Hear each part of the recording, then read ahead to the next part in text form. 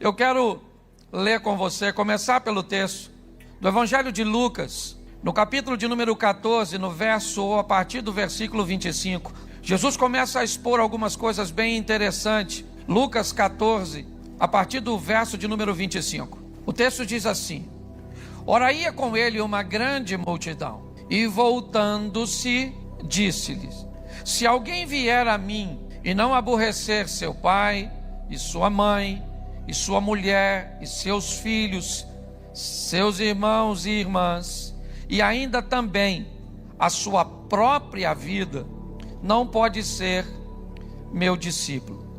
Qualquer que não levar a sua cruz e não vier após mim, não pode ser meu discípulo. Pois qual de vós, querendo edificar uma torre, não se assenta primeiro a fazer as contas dos gastos, para ver se tem com o que acabar, para que não aconteça que depois de haver posto os alicerces, e não a podendo acabar, todos os que a virem começam a escarnecer dele, dizendo: Este homem começou a edificar, mas não pôde acabar.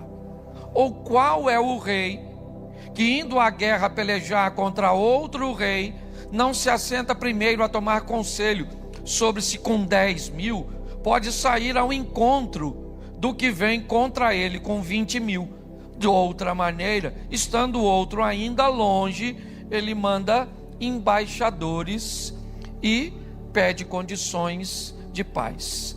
Verso 33: Assim, pois, qualquer de vós que não renuncia a tudo quanto tem, não pode ser meu discípulo. Bom, eu quero começar dando ênfase ao que Jesus está fazendo nesse ambiente.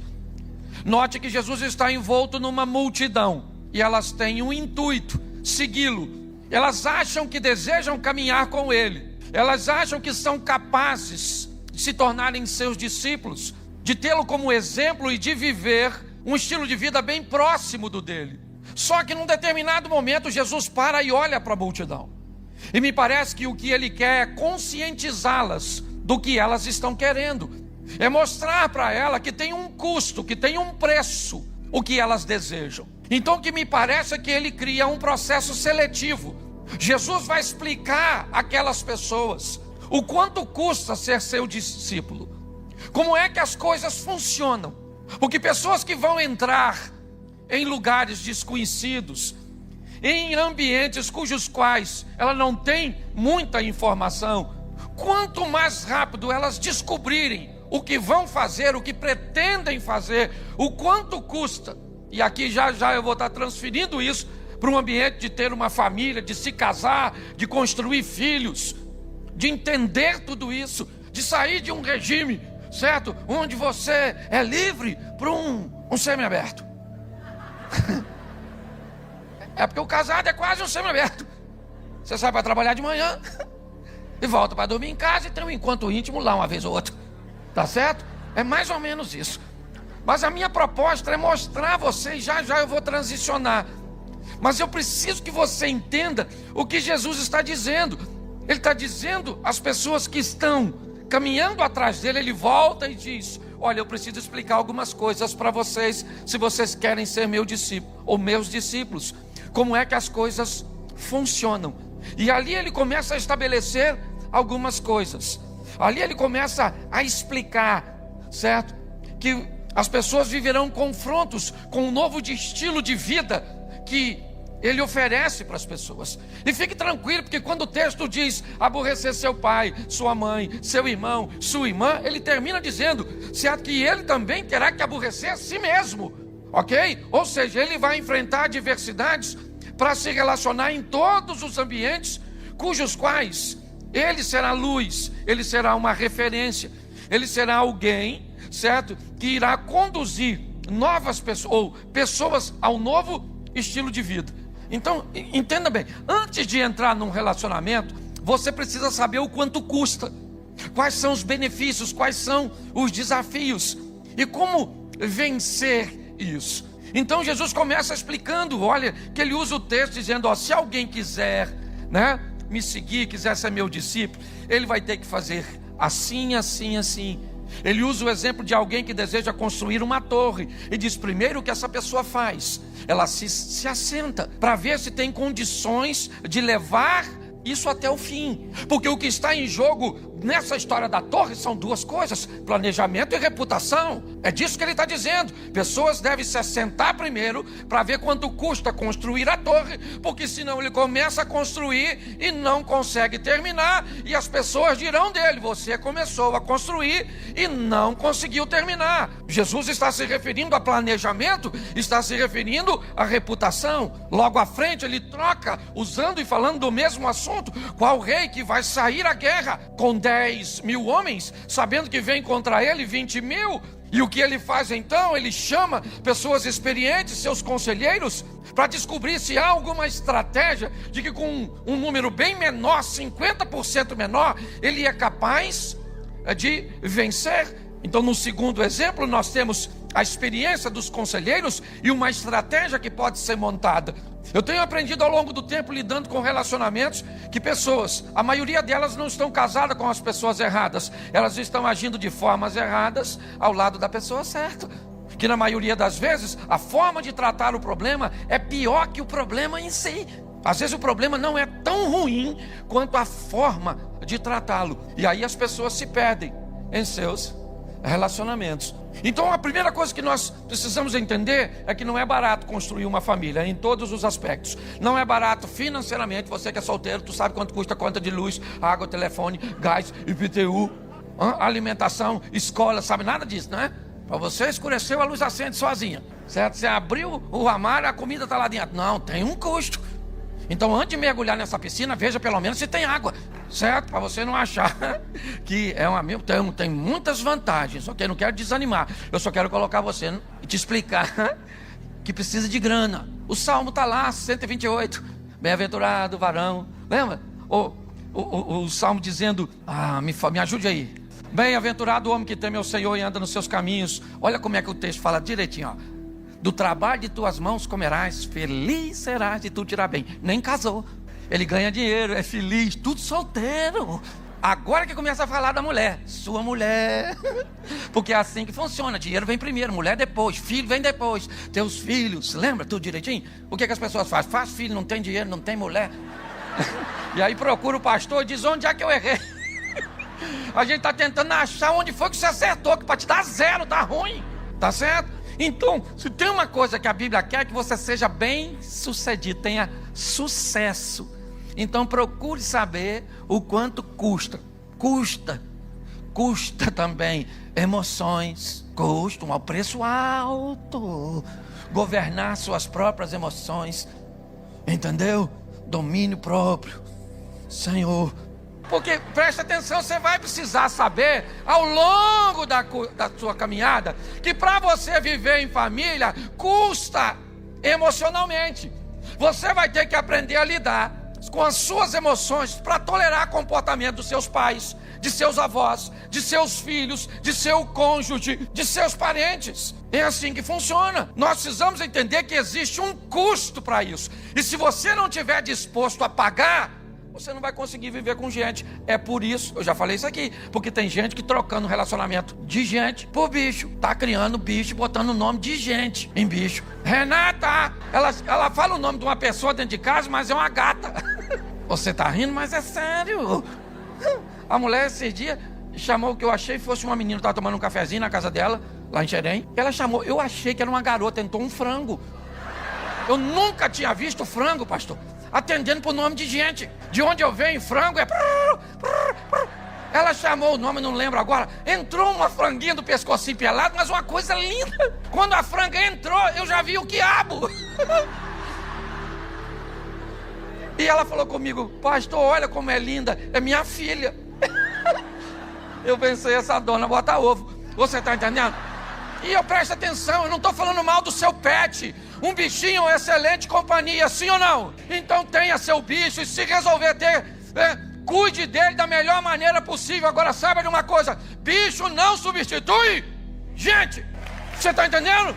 Tenha seu bichinho, ele é boa companhia. Agora tu tem que ter gente perto de você. E para ter gente, custa emoções, meu filho.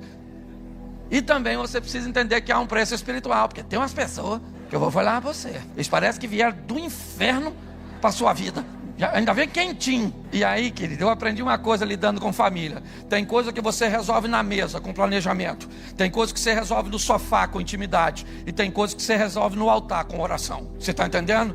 Existe um preço a ser pago no altar, no joelho, nas orações, porque para você ter família, certo? Você lida com gente, e gente é corpo, alma e espírito. Então tem coisa que você resolve planejando, tem coisa que você resolve, certo? Em ambiente emocional. Coloquei o sofá aqui para descrever isso. Ah, pastor, na cama nós não resolve coisa. Cama não é lugar de resolver problema, cama é lugar de celebração. Resolve na mesa, cama.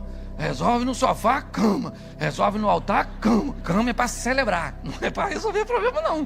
Quem tenta resolver lá, acaba arrumando é outro tipo de problema, tá certo? Então, quanto mais rápido nós descobrimos quanto custa, me parece que é isso que Jesus está tentando mostrar, certo? Que há um custo e que ele precisa ser elaborado antes. Então, deixa eu começar falando aqui para os solteiros, depois eu mudo para os casados. Eu gosto de fazer um caminho que fica mais fácil das pessoas entenderem, tá certo? Solteiro, você quer casar? Bom negócio, case-se, ok? Eu sei que é meio complicado, às vezes a gente até como pastor, ou por exemplo, o solteiro pode fazer sexo, sim ou não? Mas quer? Mas pode? Casado pode fazer sexo? Mas quer? Quem quer não pode, quem pode não... E os pastores ficam aqui, não é verdade? Falando pro solteiro, não pega, e falando pro casado, pega, maluco, pega. A gente fica nessa.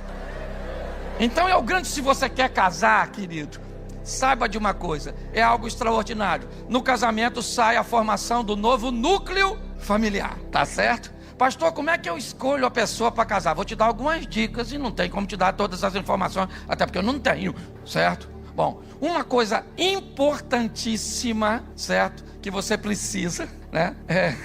Encontrar na pessoa que você quer casar é admiração, ok? Admirar, isso é muito importante, certo? Também é uma forma de achar um bom amigo. Todas as vezes que você admira e respeita uma pessoa, isso são qualidades importantíssimas num relacionamento de amizade.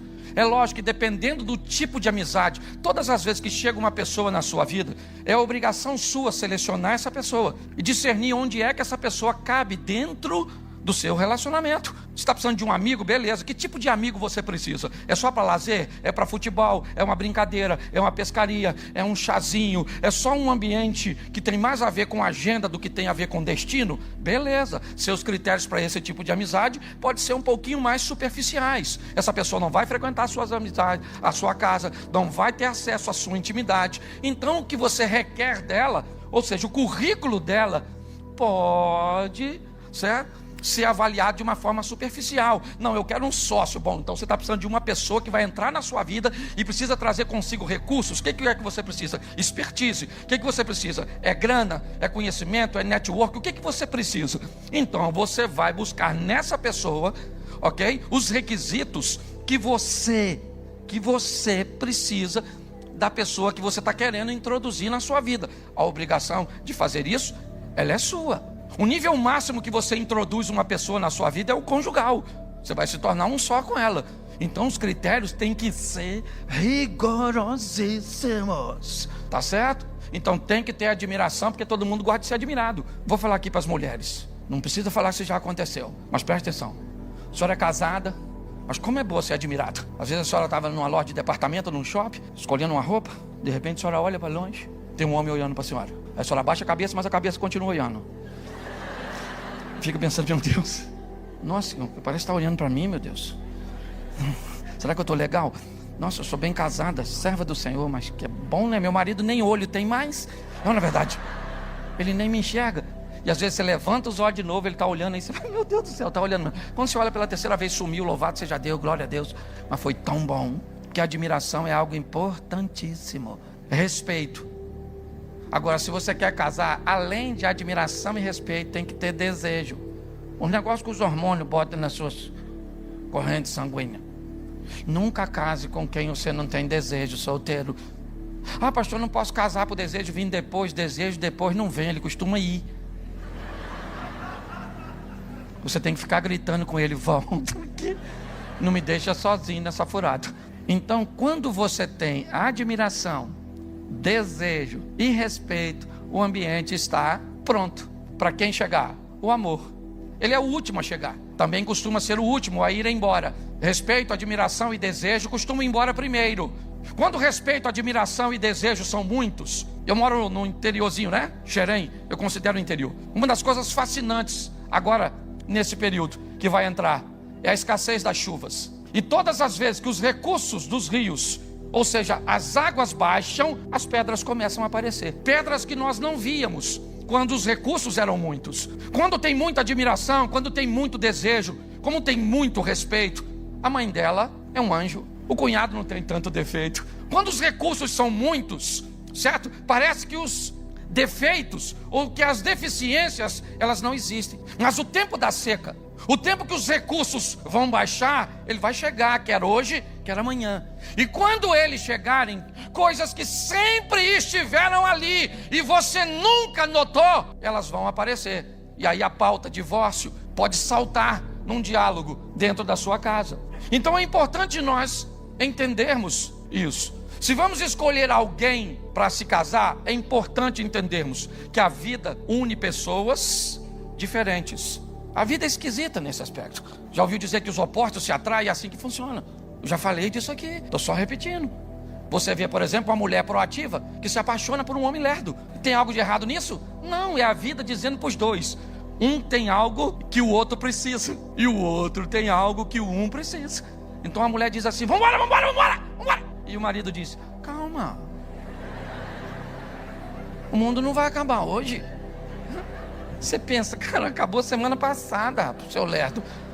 O que a vida está dizendo para o proativo, para aquele que é? Calma, devagar, diminui a velocidade, tá certo? Isso vai dar uma alteração de pressão, um problema cardiovascular, certo? Uma gastrite, uma úlcera. Aprende com o lerdo. E o que a vida está falando para o lerdo? Acelera a sua lesma, senão você não chega a lugar nenhum. É assim que funciona. A vida Todas as pessoas que chegam para nós, elas chegam buscando algo que lhe falta e trazendo algo que nós carecemos. É o analítico se apaixonando pelo extrovertido. Analítico é aquela pessoa que gosta de tudo. Tudo anota, tudo. Você vai viajar com o analítico, é uma tribulação para o extrovertido. Eu sou extrovertido, eu sei. O analítico, ele anota tudo. Nós vamos sair às 7h15 da manhã. Ele faz roteiro de viagem.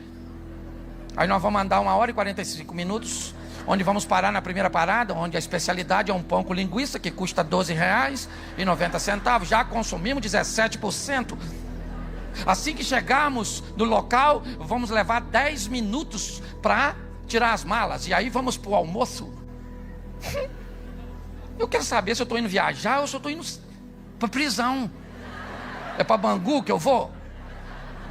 Porque você vai viajar com o extrovertido, se deixar o extrovertido estabelecer, nós vamos que hora? Na parte da manhã. Você consegue entender? Então não tem nada de errado. Você pega a mala de um analítico e volta para casa depois de 15 dias. A roupa suja, volta dobrada, arrumadinha. Abra a mala do extrovertido. A escova de dente está enrolada na cueca. E não tem nada de defeito. Eu só acho que as pessoas deveriam saber o quanto custa antes de entrar. Então, se as pessoas entendem hoje, eu brinco com fazer café. Vamos fazer um café? Uma brincadeirinha que eu faço. Vamos lá. A gente bota água para ferver, sim ou não? Bota o pó na água, sim ou não? Já teríamos uma briga. Vamos voltar para o café. Bota água para ferver, sim ou não? Bota o açúcar na água? Já vi que não vai dar para fazer café com vocês, certo? Bom, deixa o café comigo.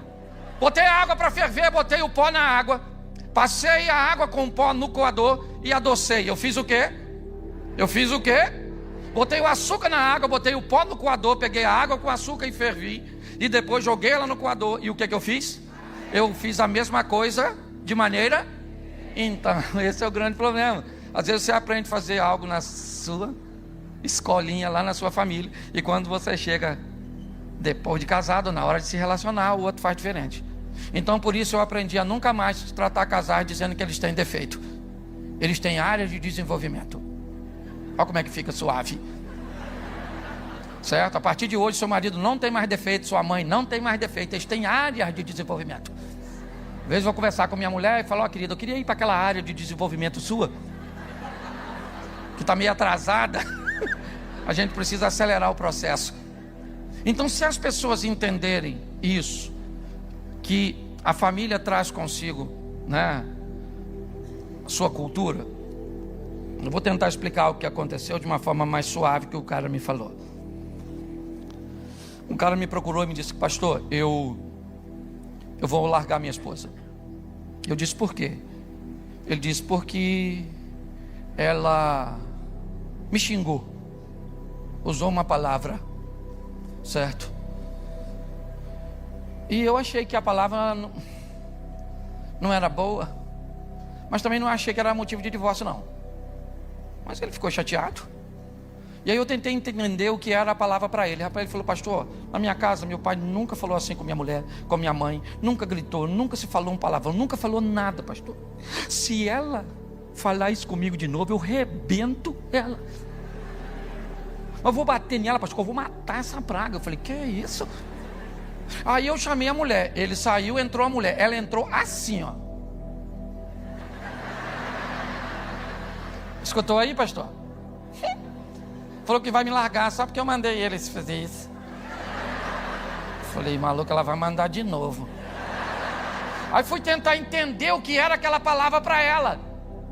Tudo que acontecia errado, aquela palavra entrava em cena. Entendeu? É um sinônimo de fezes. Eu não vou falar, você aplica. Tá certo? E aí, depois entrou ele me olhou e falou, ei, pastor, o que o senhor acha? Eu falei, posso falar ser franco para você? Ele falou, pode. Divorcia dela. Ele falou, o quê? Eu falei, divorcia, você queria divorciar? Foi só eu ir a seu favor, que você não quer mais? Sai daqui e divorcia dela. Ela falou, pastor, o senhor é louco? Eu falei, não, vocês é que são loucos. Porque vocês não são capazes de entender que uma palavra que para ele é altamente ofensiva, para ela não tem valor nenhum. Então na cabeça dela, quando ela fala isso com você, ela não está te ofendendo. Só que na sua escola, esse tipo de procedimento é inaceitável. Então das duas, uma. Ou a senhora arrisca essa palavra do seu vocabulário, ou o senhor aprende que essa palavra não é tão ofensiva. Aí foram embora, chateadinho comigo. Encontrei 6 meses depois, aí eu abordei, né? A gente gosta de fofoca.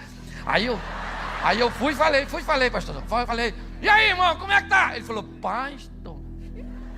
Nesses 6 meses ela já mandou eu ir 3 vezes. Aí ela olhou e falou assim, pastor, mas eu não vigiei, eu falei, eu bati na minha boca. E aí eu pedi desculpa. Porque eles descobriram como as coisas funcionam. Certo? E tudo isso deveria, antes de casar. O que você quer? Um filho para você é importante. Se você não tiver, nossa, mas vai ser mortal para você. Antes de casar, pede um teste de fertilidade.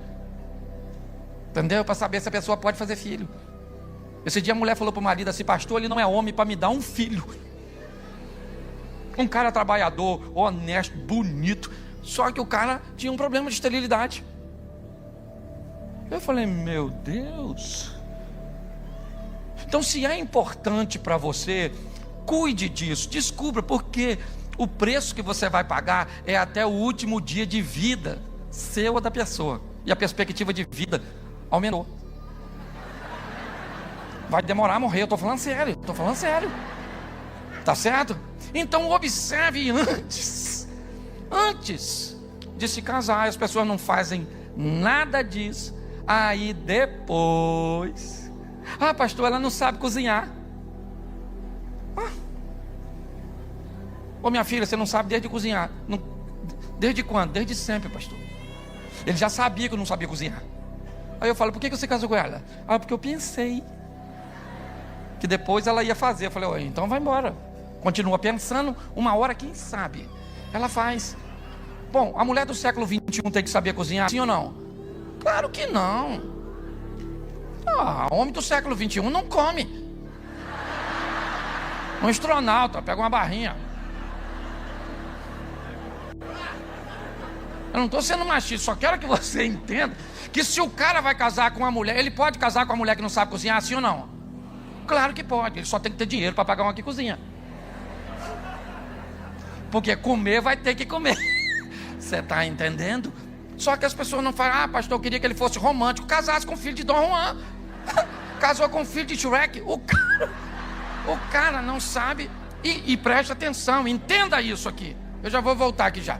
Mas entenda, eu preciso te explicar isso antes de casar. Já eu vou entrar no relacionamento. Mas eu preciso que você entenda que tudo isso deveria ser previamente. Casa e depois tem problema em relacionamento íntimo, vem falar com o pastor. Porque minha mulher não faz isso, porque não faz aquilo. Porque... Tinha que perguntar antes de casar, mano. Casou e não perguntou. Ô, minha filha, na nossa intimidade, nas Olimpíadas do Sexo, olha lá. Qual a modalidade que a senhora... Casa primeiro. Isso, salto em altura, com vara, borboleta, nada descosta. Sei lá! Mas não pode deixar para depois, porque o assunto é sério. Casamento é brincadeira, construir uma família é algo sério. Até hoje eu não sei direito, pastorzão, como é que vai ser esse negócio de segundo casamento. Porque a Bíblia... Esse dia o cara falou assim, pastor, Deus sabe. É a minha testemunha. Eu falei, se Deus é sua testemunha, eu não vou fazer parte da promotoria. Agora que vai dar um rolo no inferno, vai. Aquela fila grande de quem falou que ia entrar com quem não entrou. Os pastores que falou que não pode casar de novo, que tá tudo certo. E ele também está lá. Aí chega o outro e diz, pô, tu aqui? Ele falou, presta atenção no que eu vou perguntar agora. Quantos homens aqui cresceram em lares que viram seu avô mandar a flor para sua avó, seu pai para sua mãe, seu tio para sua tia, cresceu num lar vendo essa cultura? Levante a mão, só os homens. 1, 2, 3, 4. Já deu para notar que é exceção. Ou seja, seu marido não manda flor para a senhora nem se a senhora morrer. Aí você vai me perguntar, e eu entendo, pastor, o que custa aprender? Mas como é que ele vai aprender se alguém... Então a senhora ensina. Está na moda até hoje, coach.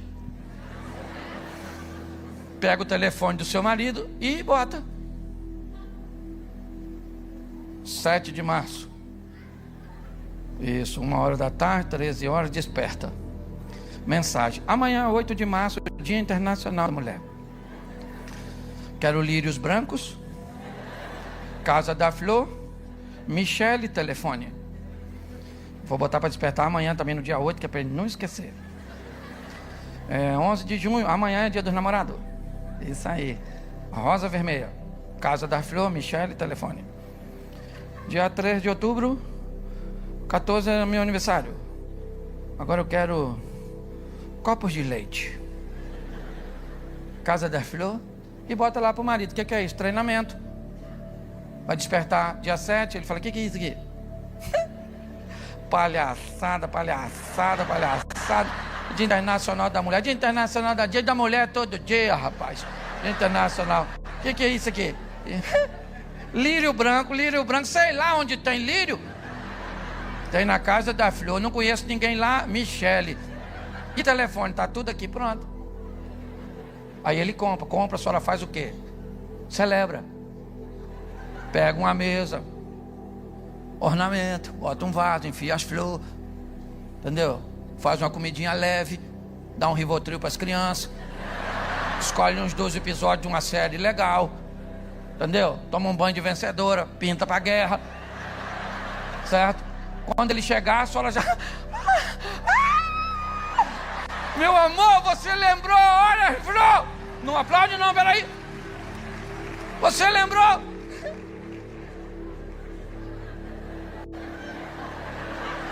Faz amor com ele. No dia seguinte ele levanta, dia 9 de março. Ele levanta.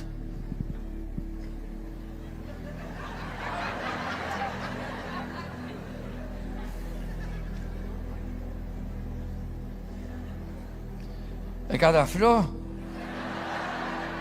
Eu queria falar com a Michele aí. Michele, menina, esse negócio de flor é bom, isso aí. Não sabia que isso motivava assim, não. Olhei aqui na agenda, minha mulher botou flor só mais 2 vezes esse ano. Que loucura, não. Bota aí de 15 em 15 dias uma flor aí, tá bom? Vê aí o nome que eu não entendo de flor e nada. O que é isso? Você tá rindo, mas gente... Às vezes você pede de seu cônjuge, pede de alguém algo que essa pessoa não tem para te oferecer. Você está entendendo? Então dê uma olhada nisso. Em que ambiente essa pessoa foi treinada, que tipo de comunicação ela usa, se ela tem passado, porque todo mundo tem, gente. Esse dia o cara falou comigo: pastor, olha o que me aconteceu, minha mulher me traiu. Eu falei: o que houve, cara? Ele falou: pastor, eu sou casado com ela há 20 anos. Semana passada eu descobri que ela foi abusada dos 8 aos 12 e nunca me falou. Ela não podia ter feito isso comigo, pastor. Eu me sinto traído. Eu olhei para ele e disse: ó, querida, eu queria te informar que ela tem passado assim como você também tem. Passado cujos quais nós nos orgulhamos, nós temos muita facilidade de falar. Mas daqueles que nos envergonham, nós temos dificuldade. Agora me responda francamente antes de decidir: se seu pai tivesse te estuprado dos 8 aos 12 anos, você falaria para ela antes de casar? Ele baixou a cabeça, começou a chorar e me disse: não. Eu falei: então vai viver com sua esposa, cara, sabendo que ela tem passado. Porque tudo que vivemos deixam resíduos. Alguns deles são orgânicos, e basta um pouquinho de tempo, ou talvez um tempinho a mais, e eles acabam se dissolvendo. É como comer um sanduíche, sabe, enrolado num saquinho, e você não conseguiu comer tudo. Na metade do sanduíche você perdeu o apetite. Então o que você faz? Enrola o restante do cachorro quente e joga no lixo. 4, 5 dias depois, talvez uma semana, não tem mais pão, não tem mais molho, não tem mais salsicha. Tudo acabou se deteriorando, mas o saquinho está lá. Então tem coisas que não se dissolvem, sabe? Tem coisas que vão ficar ali. E nós precisamos entender isso, são resíduos. Todas as comunicações mal feitas deixam resíduos. Todos os assuntos mal resolvidos deixam resíduos. Algumas pessoas que são mais ásperas, certo? Inevitavelmente, aquilo que acontece com ela deixam mais resíduos nelas do que no outro. E nós precisamos ter esse entendimento, e deveríamos tê-lo antes de casar, porque agora vem a próxima fase, a hora do casamento, que é um negócio fantástico, certo? Agora é até, você aceita até que a morte o separe. O que você falou? Sim, e agora vai embora. Agora é você e ela. Quando você namorava era muito mais fácil. Lembra? Você brigava com ele na época do namoro, o que você falava? Seu cachorro nojento, te odeio. E ele saía cantando pneu na bicicletinha dele, daí ia ele embora. E você se acalmava na sua casa e ele na dele. Lembra? Você falava para sua mãe: mãe, agora acabou. Agora acabou, chega. E no dia seguinte, a memória do homem é tão fraca, meu filho. Lá ia ele procurar, e ela já tinha avisado a mãe: se ele chegar aqui, diz que eu não estou. E aí ele chegava, ela falava: vai lá, mãe, vai, aquele cachorro, fala para ele que eu não estou. Aí a velha mentirosa: ô meu filho, ela não está não. E ela está na cortina assim, só olhando. Vai embora, meu filho, vai, se acalma primeiro, outra hora vocês conversam. Vocês ainda só está muito recente. Não, mas ela está aí, tá, não tá, tá, não tá. Quando ele está indo embora, quem é que sai? Ela. O que foi? Nesse momento a velha mentirosa é abduzida, e fica os dois. E aí se ela sai, ele é bom, porque o cara é bom. Aí ele fala assim: chega aí. Aí ela fala: chega aí, menina. Vem aqui, garoto, eu vou te morder não quero falar com você. Aí ele sabe o que ele fala? Eu te amo. Aí as perninhas bambeiam assim. E quem é que está olhando agora lá atrás da cortina? A velha pensando: oh meu Deus, já passei por isso em outras, né, no século passado. Você consegue entender? Porque agora já era, você brigou com sua esposa, não dá para mandar ele embora. Vai embora, seu cachorro, embora para... Entendeu? Quer ver quem está a conta de energia? Está no meu nome, eu moro aqui. Agora você vai ter que dormir com o inimigo. Uma das coisas que pode te ajudar demais a se relacionar com gente é comunicação. Repita comigo, é conversando que a gente se desentende. É um grande desafio, eu falo isso o tempo inteiro e às vezes cometo erros ao me comunicar com minha mulher.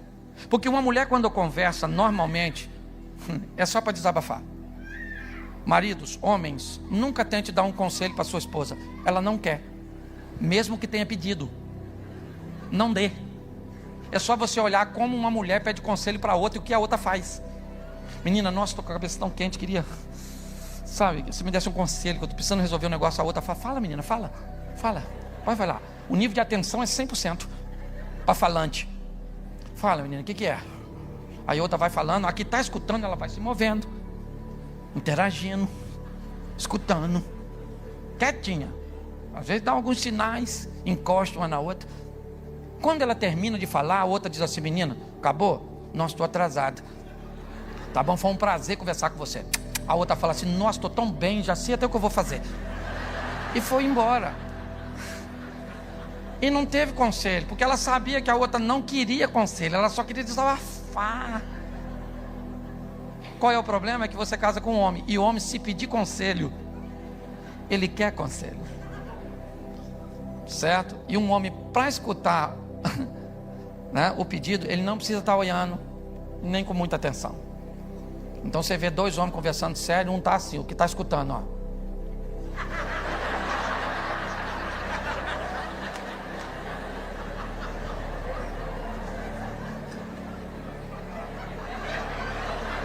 E o outro vai continuar falando, porque sabe que esse cara está escutando.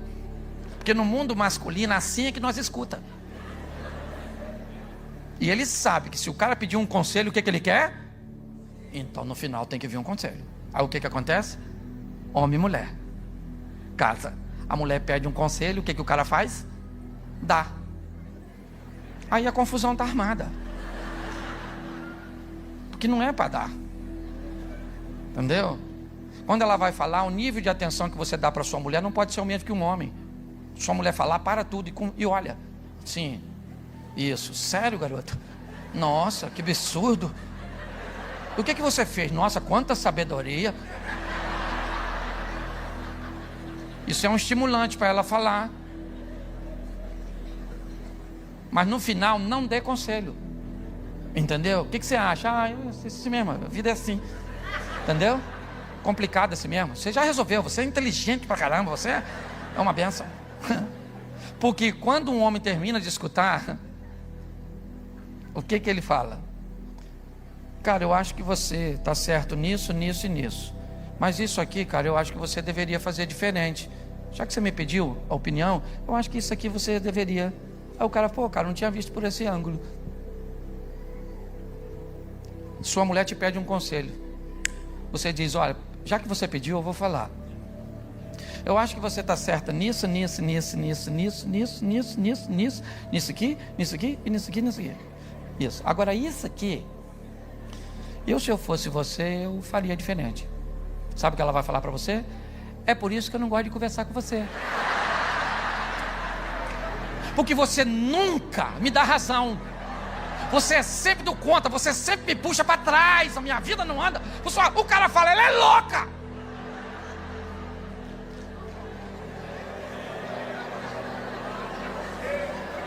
Você está rindo? Mas o assunto é sério. Entende? Então quando nós aprendemos a nos comunicar, ok? Eu já aprendi diversas vezes, já falei aqui bastante sobre comunicação. É uma das coisas que eu mais tenho feito e tenho aprendido uma coisa nesse mundo moderno, né? Vocês são especialistas em comunicação. Hoje pessoas aprenderam a falar as coisas erradas de forma certa. Estão sendo mais ouvidas do que quem está dizendo coisa certa de forma errada. Hoje nos meus eventos eu sou obrigado a embalar o que eles precisam no que eles querem para poder entregar. Porque se eu entregar apenas o que eles querem, eu perdi minha essência. Se eu entregar apenas o que eles precisam, eles não me escutam. Então hoje, o que nós precisamos entender? Se comunicar tem sido um grande desafio. Primeiro porque está todo mundo falando. Essa é a grande verdade. Então nós temos que primeiro, principalmente nós como casais, temos que aprender. Porque é um grande desafio. Porque o homem é muito superficial na maioria das vezes. cara vai abrir a geladeira para procurar uma margarina, ele não acha.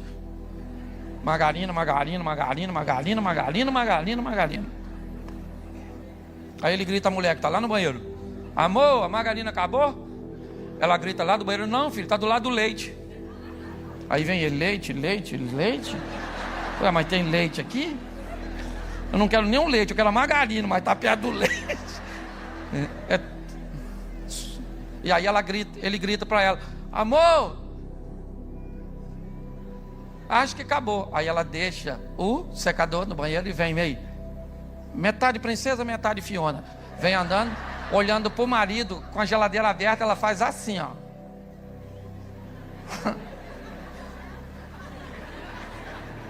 Margarina. Porque é desse jeito. E não, isso é legal. Uma mulher é capaz de não sair porque não achou uma calcinha.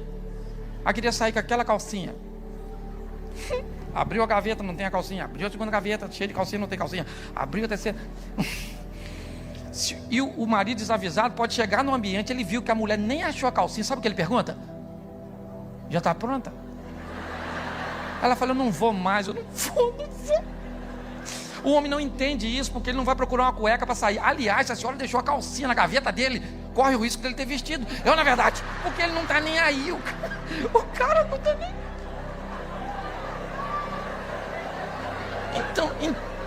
Então, gente, não tem nada de errado nisso. Nós estamos complicando coisas simples. E para eu ir fechando, presta atenção quando as coisas fazem sentido, ou começam a fazer sentido. Hoje as pessoas me perguntam: pastor, por que pessoas se divorciam? Pergunta errada. A pergunta certa é: por que as pessoas se casam? Todas as vezes que o motivo pelo qual elas se casam é mais forte do que a força que está sendo empregada para separá-los, eles vão permanecer casados.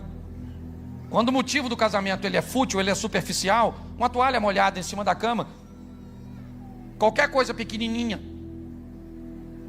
Mas quando pessoas estão focadas em resolver seus problemas familiares, o que elas fazem? Os recursos, ou seja, aquilo que ela deseja fazer, sobrepõe os obstáculos. Vamos lá? Vamos para a Bíblia.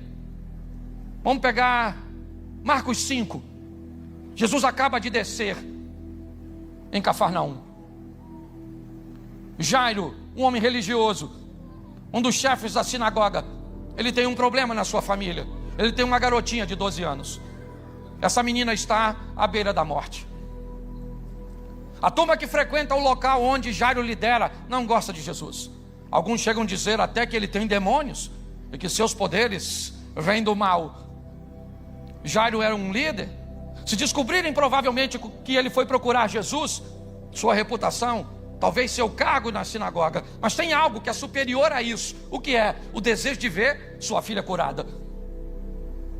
O desejo de ver um milagre na sua casa se sobrepõe a essas coisas que também são importantes, mas não são prioridades para ele. Porque nós temos que entender, são coisas importantíssimas, mas em algum momento tem coisas que farão mais sentido. José vai simplesmente preencher um censo em Belém, mas o anjo diz: não volte para Nazaré. Mas como eu não volto? Minha empresa, meus negócios, meus pedidos, meus clientes, minhas ferramentas, tudo isso era muito importante. Mas o anjo disse: mas estão querendo matar o menino. E se estão querendo matar o teu filho, é hora de deixar as coisas materiais, que são importantes, mas não são prioridades. Vai para o Egito e protege. Quando nós começamos a focar a área que estamos enfrentando o problema, é isso. Jairo tem um problema, ele quebra os protocolos, ele não quer saber, ele se ajoelha em ambiente público, não chamou Jesus no cantinho, não fez como Nicodemos indo à noite. Não, ele tem pressa, há uma prioridade. E aí Jesus disse: então vamos, eu vou para a sua casa, mas na minha agenda. Você quer ter uma vida saudável? Aprenda 3 coisas com Jesus. Primeiro, descubra quem você é, identidade. Segundo, respeite as escolhas dos outros. Vai e vende tudo que tu tens, dá aos pobres, terá um tesouro no céu. O garoto disse: não vou, Jesus. Então, beleza, eu estou indo embora. Essa é a sua decisão. E terceiro, ande numa agenda que seja sua e não dos outros. Jesus está indo para a casa de Jairo, é verdade, mas no caminho tem uma mulher que precisa também ser devolvida à sua casa, à sua família e ao seu convívio. Aliás, essa mulher está doente há quantos anos? Isso, quantos anos tem a menina? E antes de Jesus curar a menina, ele cura a... Porque me parece que o que a Bíblia está querendo dizer, que antes que curarmos essa geração, temos que curar essa geração. Você consegue entender? Por isso que quem trata de gente, normalmente quando vai fazer tratamento, né, pega um adolescente, uma criança, a primeira coisa que pede é a presença dos pais. Mas é assim. Jairo quebrou todos os protocolos. Por quê? Porque tinha uma prioridade. Vamos. É de noite não, é agora. Não tema, Jairo. Crê somente. Vamos embora para sua casa. Pronto. A filha de Jairo ressuscitou. Sim ou não? E por quê? Porque ele colocou prioridade. Porque quando há prioridade, as coisas são diferentes. Jesus está cansado, me parece que tentando descansar um pouco e não quer atender ninguém. Uma mulher fura o bloqueio, vai à presença dele. O que ela tem? Uma filha que está possessa por um demônio. É prioridade. Sabe o que Jesus disse? Não me alisto pegar o pão dos filhos e lançar aos? Pois é. Para dizer a verdade, eu acho que ele está querendo dar uma lição em seus discípulos e mostrar para ele o quão resistente é essa mulher, que sabe o que quer e sabe onde está a vitória dela. Não me alisto pegar o pão dos filhos e dar para os? A mulher olhou e falou assim: olha, o motivo que me traz aqui é superior a tudo isso que está acontecendo. É superior ao seu cansaço, ao bloqueio que foi estabelecido e que eu consegui transpassar, porque eu quero ver minha filha liberta, e o Senhor pode libertar minha filha. Pronto. Porque havia um propósito que era maior. É isso que nós precisamos entender. O que você precisa resolver hoje? O que é? O divórcio que está em pauta? Pare e pense. Qual é o problema? É um problema financeiro? Seu filho está envolvido com drogas? Em ambiente de imoralidade sexual? O que é que está acontecendo? Pare e pense. Nós precisamos entender que quando o nosso propósito é maior, nós vamos chegar lá, porque é assim o tempo inteiro. Nós vamos ver isso. Um homem tem um filho e esse filho tem um problema, Marcos 7. Ele vai procurar Jesus. Cadê Jesus? Não está. Quem é que está lá? Os discípulos. O homem então desesperado, que vem tentando resolver aquele problema, não é de hoje, pega seu menino e entrega na mão dos discípulos. Sabe o que acontece? A situação do homem e do menino vira um espetáculo. O demônio fazendo uma festa, trazendo mais sofrimento. Quando de repente chega Jesus, e Jesus diz: o que está acontecendo? O homem disse: o problema sou eu, moço, que eu estou tentando resolver um problema meu, e eu estava procurando o Senhor e não achei o Senhor, mas achei seus discípulos, e eles estão tentando, ou tentaram expulsar o demônio, e não conseguiram.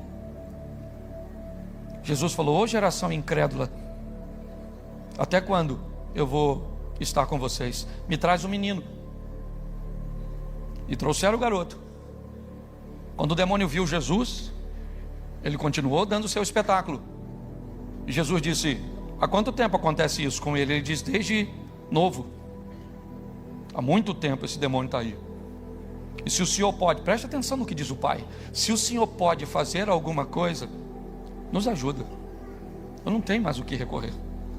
Se o Senhor pode, eu já gastei tanto esforço ao longo da minha caminhada, que quando eu cheguei no lugar certo, eu não sei nem se eu tenho força.